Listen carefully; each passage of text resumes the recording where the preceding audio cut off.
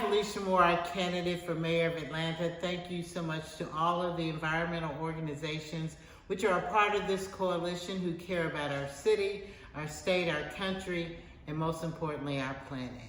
So our first question is, what are your two major initiatives that you will implement to meet Atlanta's climate change plan, our 100% clean energy plan, and when are you planning to implement them? Well, all of those plans have been adopted by the City Council, but frankly, there hasn't been any action, or not enough action, and that's why I'm running for mayor. I want to take action. Atlanta is the Phoenix City, and it needs to be able to reinvent itself and be the leader that we should be, and leader on clean energy and dealing with the climate change. Our planet can't wait. And so the first thing I want to do is make sure that we're protecting our tree canopy. We're known as the city of trees, the city in the forest, and we need to work to preserve that. It makes us unique in the nation, and it gives us lungs to breathe. And so I'm going to be working very hard to make sure that we have a strong but fair tree protection ordinance, and make sure that we preserve as many of the trees that we have right now. And then the other thing I want to do is to make sure that we do better than my opponent's administration, which lost 15% of our tree canopy by allowing 2% a year to be cut down. That is not what I'm going to do in my administration. It won't happen under my watch. Our second initiative is to reduce our energy usage. You know, the city of Atlanta, our government uses too much energy. 7% of all energy used in the whole entire city is used by our city government. So what we're going to do is reduce our carbon footprint. As we are building new buildings, as we're retrofitting buildings or restoring them, we need to look at those energy usage and see how we can reduce that footprint. So we have this large carbon footprint, and our current climate change and energy plans are adequate, but we need more transparency. We need to put it up online so people can see and track where we're going and what we're doing. We need increased accountability, making sure that we do what we say we're going to do. And we need to be able to allow red tape to be cut so that we can move more swiftly to getting to our desired goal. Madam President, please discuss what plans you have to make Atlanta more resilient to the impacts of climate change while reducing greenhouse gas emissions and our energy burden. Well, specifically, we're going to operationalize our strategies by requiring building maintenance to use the most energy efficient and sustainable products. EPA, WaterSense, and WaterStar products that will reduce water use and energy demand, and installation of WaterSense label irrigation controllers for our spray pads and sprinklers in our parks and at city properties. You know, we're going to require new city building projects like green roofs. You know, we can have gardens that can feed our unsheltered population and perhaps even city employees. And also, while we are retrofitting or fixing up our buildings, why aren't we installing sustainable flooring and cabinets? We can do this by the end of my first term, including converting all of our city vehicles, whether it's possible, to CNG or electric. There are many opportunities that we can explore at the city, where as we are doing things new or we're buying new products, that we're making sure that we are being sustainable and caring for our climate. We can also make Atlanta a sponge city. That sounds fun, sponge city, by converting open spaces to capture and channel stormwater runoff.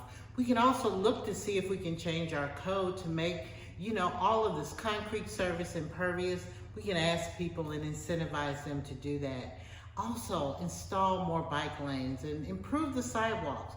We know that people have desperately asked for this in the city, and we need to work to get that done. Within 2 miles of a major transit corridor, we need to make sure that people can get there by bike or they can get there by feet. We need to change this car culture that Atlanta has, and that is one way to do it. And not only is it environmentally friendly, it'll help our physical bodies because we'll be getting good exercise. Madam President, please discuss how you will finance the efforts you've shared.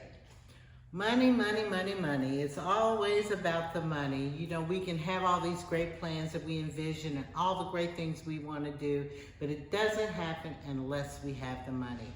So what we need to do is, as we are looking at spending our federal infrastructure dollars, which we are certainly hopeful to come, as we create those projects, we need to look at them through the lens of our environmental policy, making sure that we're getting the maximum benefit from that. We also need to look for grant funding and actively go out for these fundings, because there are many grant opportunities that we can take advantage of. Also, that's on the federal and state level, and even sometimes outside of governmental entities that we can tap into.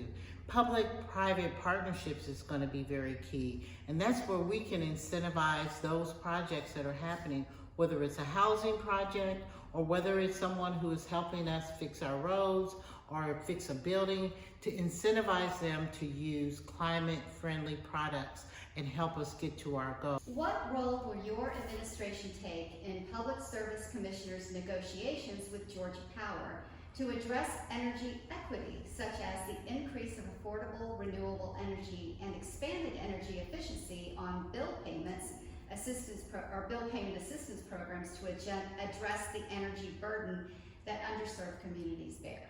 This is a very important question, because we talk about affordable housing, but we don't talk about the energy burden that many of our lower income and even middle income people face. I mean, we have high water bills and we also have very high electric bills.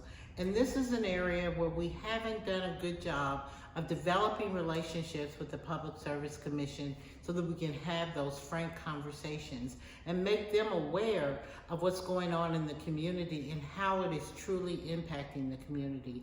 Also, the very need for LIHEAP and other programs that they provide to our low-income residents, how they look to this and how essential it is for them to be able to pay their bills. You know, so the city must be talking to the regulators of our electric utility. We also need to be talking to Georgia Power. 50% of our citizens pay 10% of their monthly income on power bills. That's a lot of money. And so we need to be right at the forefront, being the bully pulpit and advocating for our residents. I call that an energy burdened areas, and many areas in our city are like that. We need to leverage our power, and we need to speak up for our citizens, and where we can, make sure they're getting the help that they deserve. You know, this was the best question, because as we're doing this, we also need to be working with those who are energy burdened to make sure that they're using cost-saving lights and energy-saving equipment, from toilets to shower heads to the bulbs that they use in their home, making sure they're recycling. So we need to work with them as well to help to reduce their burden to themselves.